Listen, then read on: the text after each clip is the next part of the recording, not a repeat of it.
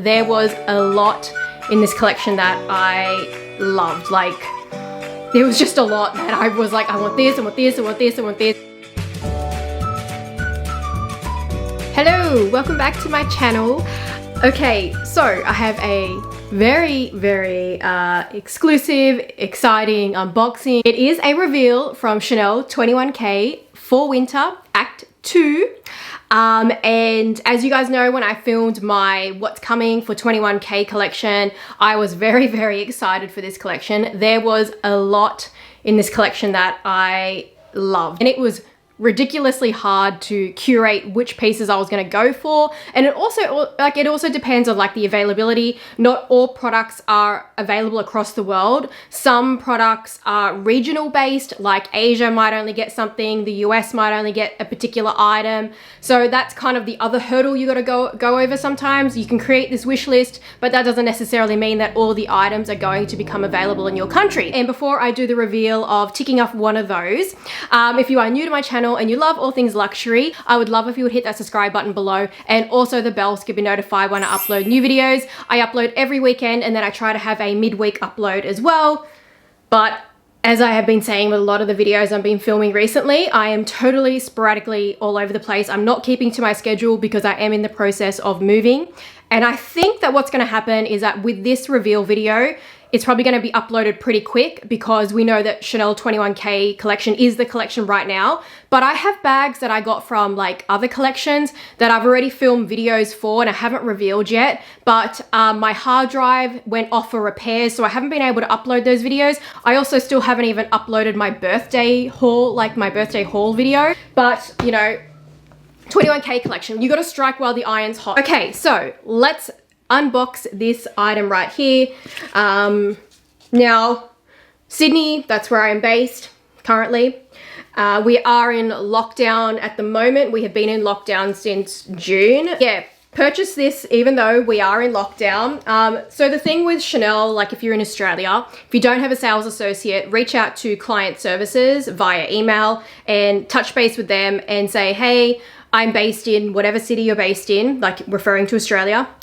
This is anywhere in Australia, actually. This is how, you know, how they work with client services. Let them know where you are. Say you're looking for a sales associate to get in touch with you to purchase some items. You know, if you really want to know if something's available, you can give the item code, but just be mindful that like sometimes, you know, if you really want to know if it's available, yes, you'll get that answer. But if you just want to connect with a sales associate and have a contact point, it's sometimes better to just say, look, I'm looking for a sales associate to purchase some items from Chanel. Would you be able to get someone to contact me? There's a good thing about like specifying the item is that you can know if it's available and the sales associate will contact you regarding that item. So that kind of makes things a bit more proactive. But at the same time, if they don't have that item, you might just get a, sorry, this item's not available. Hope that we can serve you in the future. Like you might just get a bit more of a generic response and not get a sales associate contact you. Because client services for Chanel is not like Louis Vuitton. They don't operate the same way. Like Louis Vuitton, they will check the system. If it's available, they'll do an order for you, take your details, get you to pay via credit card link and all that stuff. Chanel client services is not the same as Louis Vuitton. They're kind of more just like, I don't know, they're just more like a front door to connect you with someone or check if something's available, but they don't process any orders whatsoever. Care booklet, that's what's inside. This is the receipt as well.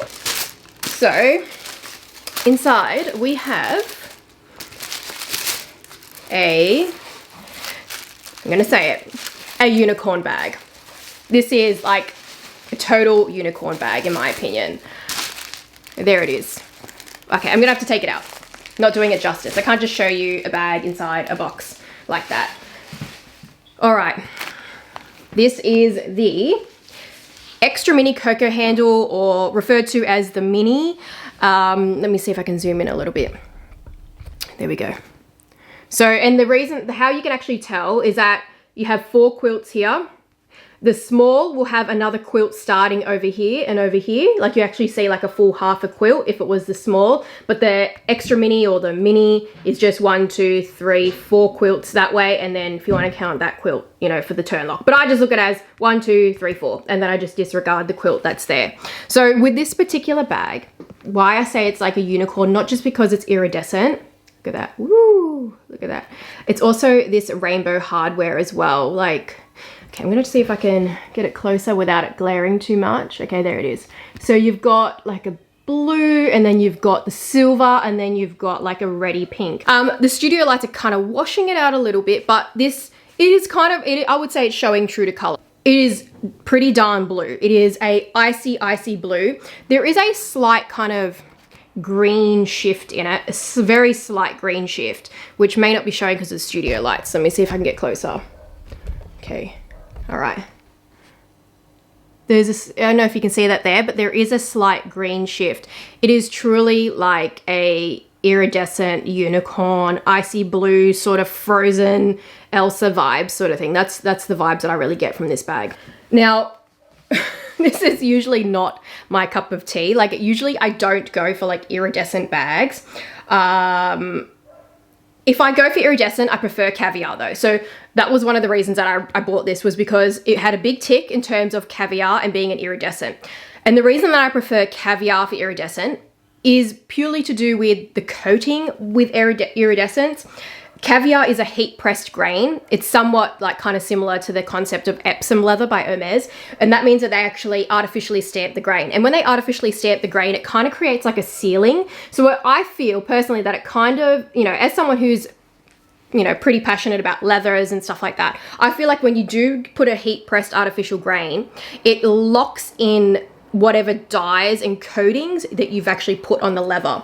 Because iridescent is not the kind of color that leathers really soak up.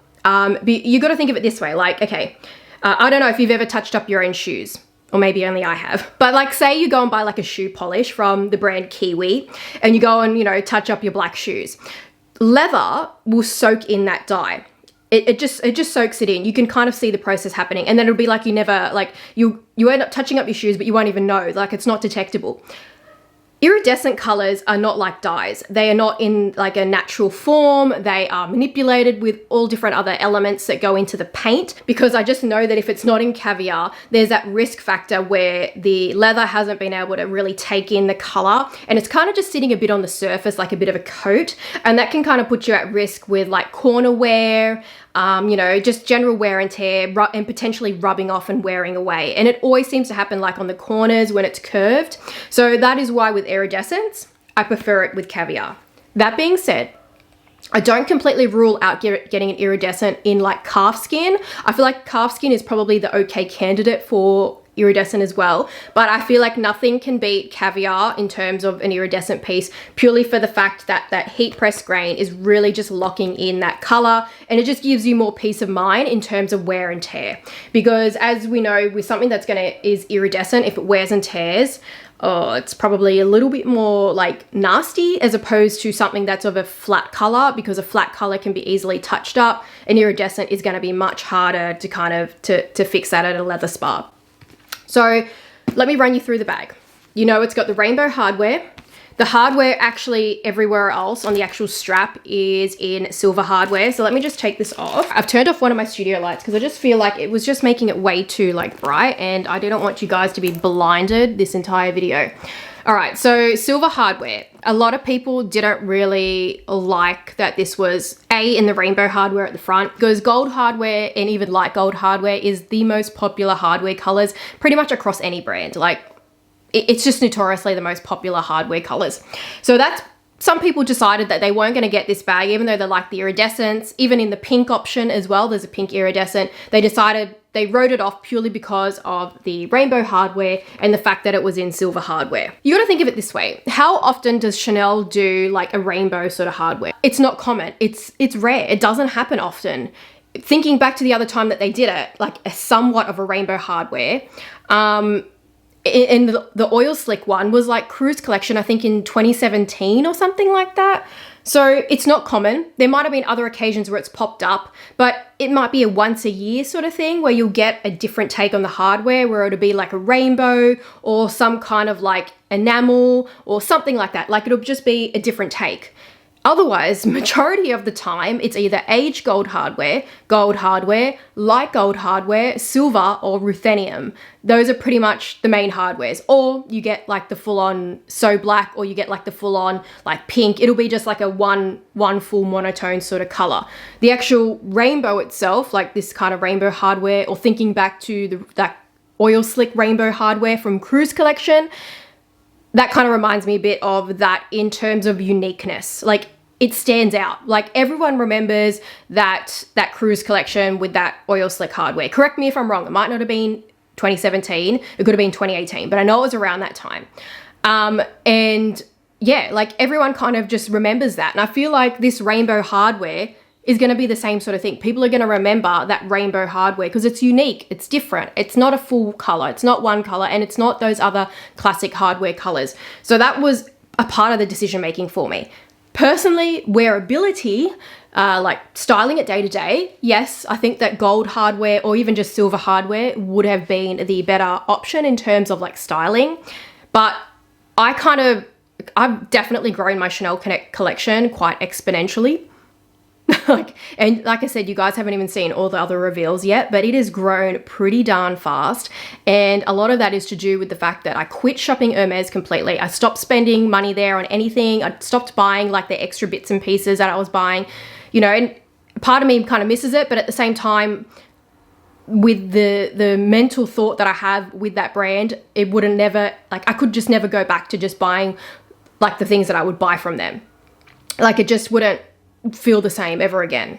And that's just the truth of it. So, you know, the extra money that I used to spend at Hermes is just being spent at Chanel. And the good thing about Chanel is that, you know, A, the bags are a lesser cost than Hermes.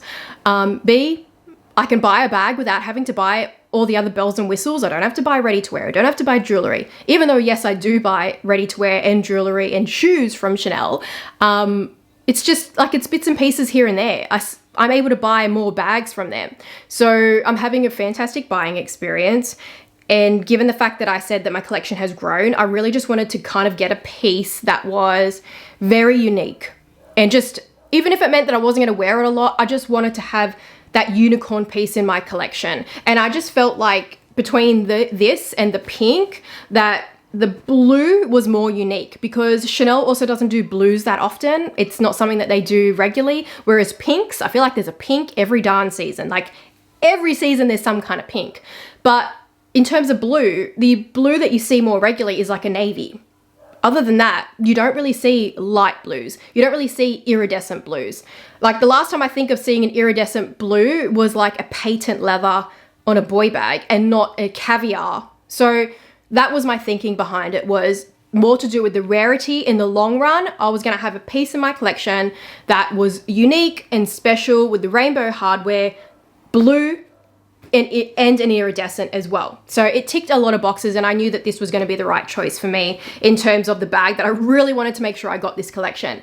However, I'm not going to lie, I really considered getting the pink. Like, I was tossing up between both of them. They were neck and neck. But when my sales associate sent me pictures, she sent me the blue in the small cocoa handle, like the normal blue, the pink in the same size as this, and then in the small. And then she sent me this picture. And I'm like, that is it. That is it. That's the one. Yes, I want that one. And when I knew that my instinct was like, yep, that's it. Like, I can't click on my left side. Sorry. I can click on this side. Yeah. When my instinct was like, yes, that's the one, and I didn't hesitate, and I just was like, bang, that is always a good sign. When you just know, you know. And I feel like that's the best way to kind of follow your instincts in terms of like buying luxury luxury handstands. What the freak? Yeah, I feel as though in terms of buying luxury handbags, that's what you got to do. Follow your instinct. If you're kind of going, I don't know, like, there is always that risk with Chanel. We always talk about like FOMO, fear of missing out. And that's why we sometimes go, you know what, I'm just going to get it, because if later on I get that FOMO, I'm going to regret that I didn't buy it. You know, that's always going to be the case as well. But it's always a good sign when your heart's like, that is the one. That is the one. Handbag lovers, handbag addicts will understand where I'm coming from. Like, because when we use the word heart and love, people sometimes take that so like literally, as though we put handbags over our family. If you're a YouTuber or if you're even a handbag lover yourself and you have an Instagram, anything, even if you don't have an Instagram, can you relate when you use the word, I love this piece, I love it, oh, this is amazing, I had to follow my heart. When you talk like that to people, do you sometimes, like, I don't get it from my friends and family. I only get it from haters, let's be honest. But I know that this can be a relatable thing. I just feel like people who don't get handbags, who don't get luxury, are not in the world of, like, you know, they don't get it. In terms of size, I know that it's gonna be fantastic for me.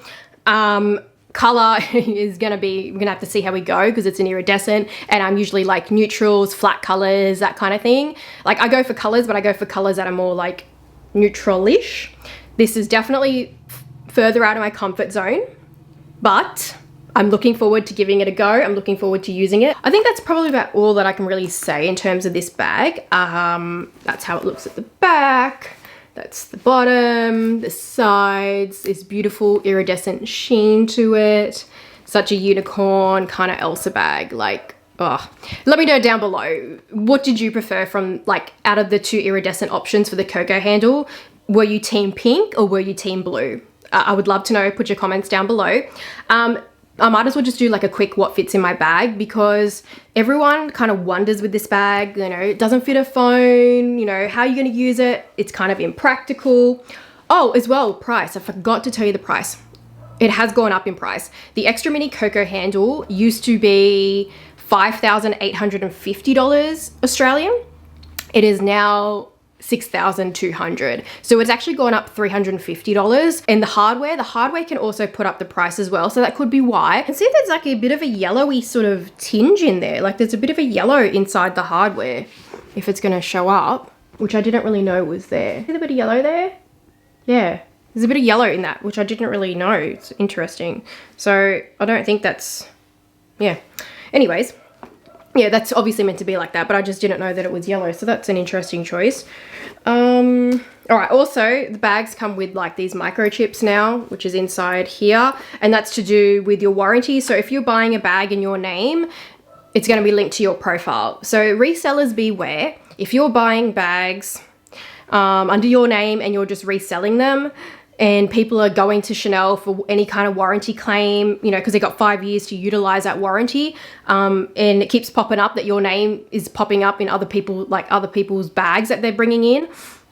Who knows what that could mean? That could potentially lead to, you know, profile being looked at or whatever. So I feel like, you know, there must be a reason for why they also moved to this microchip thing, because I feel like Chanel would primarily do stuff that's going to benefit them. You know, when we're talking like resellers that deliberately just buy the item to resell it constantly, like, we're not talking about the occasional person that sells something that doesn't work out for them, which I have done, of course, myself quite a few times. But like, we're talking the people that every collection they'll be buying like about, you know, 6 bags or something like that, you know, across different stores, and just deliberately selling them like for a profit. You know, that's the difference with resellers, because there's a Chanel collection every 2 months. So yeah, that's saying something. All right, so I've put in my key pouch, and then my car key is attached to that. And then I've got a lipstick here. This is actually by Kevin Aquan, called Sailor. It's actually what I'm wearing on my lips. And then I'm wearing a MAC lip gloss over the top called Rare Breed, but I don't know if that's still available. I'll just link them down below anyway, because I feel like it's a really nice kind of nudie lip. All right, so I've just put that inside the bag there. All right, that's that. And then the best part about it is my phone, is that I actually own the iPhone 12 mini, and people say, oh no, this phone's too small. I actually love it. Like, I love that my phone fits in my hand effortlessly. I love that I don't get carpal tunnel anymore. So yeah, that's it. That fits at the back just there. Now I probably should put some hand sanitizer in here. I don't think that's going to fit very comfortably on the top, but that's just got a couple masks and a hand sanitizer. I think that if I arranged it differently, I reckon that I could probably still fit the hand sanitizer in, like if I maybe move the key pouch, because look at the back here, like there's still room.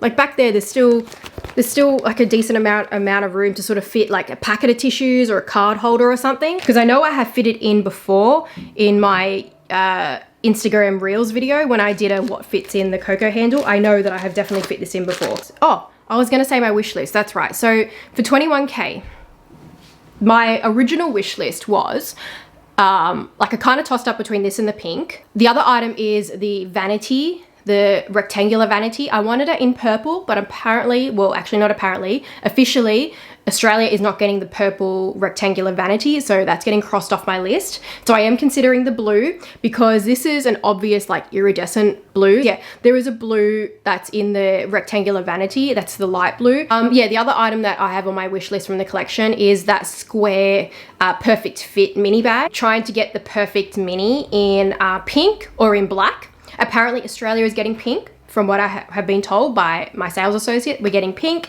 So I'm going for that. Other than that, if I don't get the square caviar, I do like the pink iridescent mini rectangular. That's something I do like as well. And apparently Australia is getting that too. We're not getting the square version. We're only getting the rectangular one. It's a pink calf skin. But if I end up getting the black and the square caviar perfect mini, then it'll tempt me more for the pink and the mini rectangular. But that's just so many bags in one season. Like, I just don't know if I can do it. But there was just so much this season that I really liked. Like, there was just way too much I liked. It was insane. It was off the charts. I was supposed to be like saving up for like maybe getting an Hermes bag. But that's not happening. All my money went to Chanel. But it is what it is. You know, I'm happy.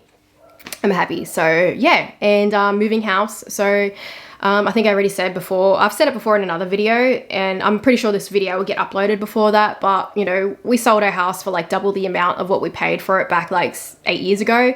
So yeah, 8 years ago, because we bought it in 2013.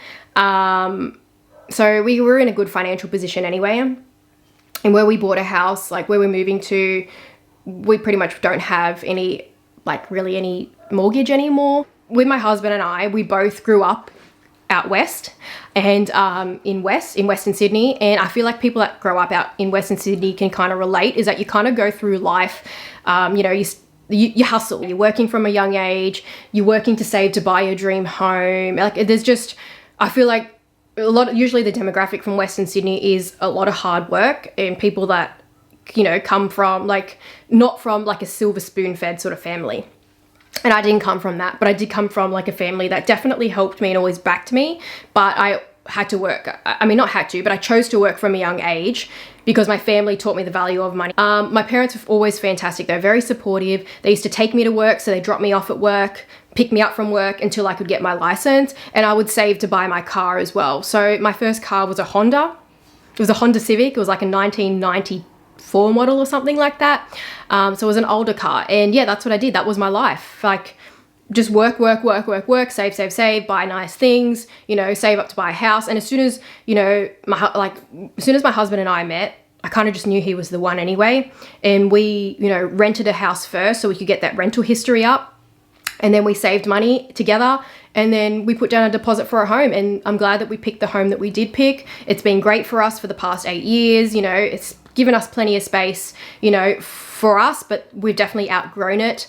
We need a bigger yard and all that sort of thing for our kids and for our dogs especially as well. So I kind of feel like, I know that this is like going on like a ramble and totally like irrelevant to the point that, you know, us doing this unboxing video, but I know that there's like always this stigma with people that do luxury reveals and do luxury handbag unboxings. Like, people kind of assume that we are either A, very, very well off, B, very stupid for spending our money like that, C, don't have our priorities right, D, superficial. Like, there are so many stigmas that come associated with being a luxury blogger, and there are a lot of things that I feel like are just so wrong to have that kind of stigma, because everybody has different hobbies.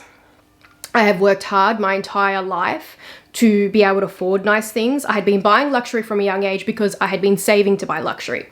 I wasn't buying, like, you know, brand new Chanel bags from a young age. I was buying vintage pre-loved Chanel bags from a young age, but I was also saving to buy a car. I was saving to buy a house. I studied by correspondence while I worked full-time. So I was never the kid that went to university and then only worked part-time or didn't work at all. I was not even the kid that went to school that didn't work at all. I worked from 9 months and continued to go to school. And then I did college, did 3 college courses after school, but I did them remotely by correspondence, and I would only have to go into the TAFE sometimes, but I continued to work full time. So to the point that I am today with, yes, a very fairly big handbag collection, no doubt about it, I can be proud of the fact that I worked hard to get to where I am today.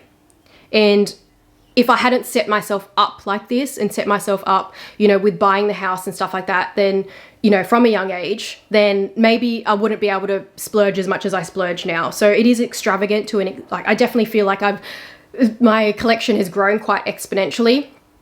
And I feel like I'm definitely in, like, I don't know, I just kind of feel like I always want to still, I don't want to appear humble, because I don't think that's the right way to feel about it. I don't really care what others think of me. Luxury is, if you love it and you love handbags, it is achievable, but you just got to get things in that right. You got to get all the gears and stuff working. You got to get everything working, and then you get there. Like, don't be worried about making a mad marathon to try and buy all these nice things. Don't, like, they will always be there. I would say, you know, if you're on a tighter budget, go pre-loved, get vintage. Nothing wrong with it. That's exactly how I started, and it is and I still enjoy buying pre-loved. I do. I actually really enjoy the bargain hunt. It's just that at the moment in Australia, we can't get international delivery from like Japan. So where I would always go for bargains, I'm not able to, but I buy pre-loved ready to wear and stuff like that. And I've never ever said that I am, you know, someone who is ridiculously rich or anything. I'm just someone who is comfortable financially because of all these decisions that I made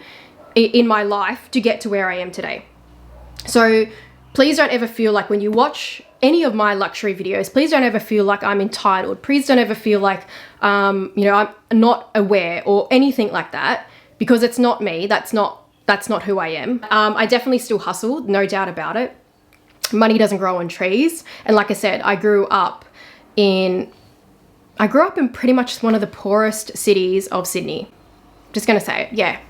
You know, you can Google that if you want to, but I pretty much, there is like a few of them, you know, but I grew up in one of them. And look at where I am today. So, you know, there's nothing wrong with, you know, buying pre-loved. There's nothing wrong with selling items that you aren't working for you. There is nothing wrong with selling bits and pieces that you don't need, that are just clutter. Nothing wrong with it. People don't like it, that's their own issues. And that's their own, yeah, that's their own issue. That's their own opinion, their own problem. But I see it as there's nothing wrong with it, because everything counts. You know, you go and sell something that's no longer being used to fund yourself a new bag. You go and sell little bits and pieces that, you know, even just general things around your home, if you're not using it, it can go towards funding your next bag. For me, I see it a lot of the time as it funds me buying a Starbucks, because I love Starbucks, but where I'm moving to, there's not going to be a Starbucks nearby. But like, yeah, it always adds up to like buying that next big purchase or something like that. Everything counts. And I think that that's like, unless you like got money coming out your wazoo, it's better to be like mindful and practical about like items. And if you're not using it, sell it. Put it towards a bag that may stay in your collection forever, and make yourself happy. Be happy. That's all that matters at the end of the day, is your own happiness and how you feel. And if handbags make you happy, do what you got to do. All right, that is it. Thank you very much for watching this video. If you liked it, give it a thumbs up. Let me know your comments down below, and I will see you guys in my next one. Bye.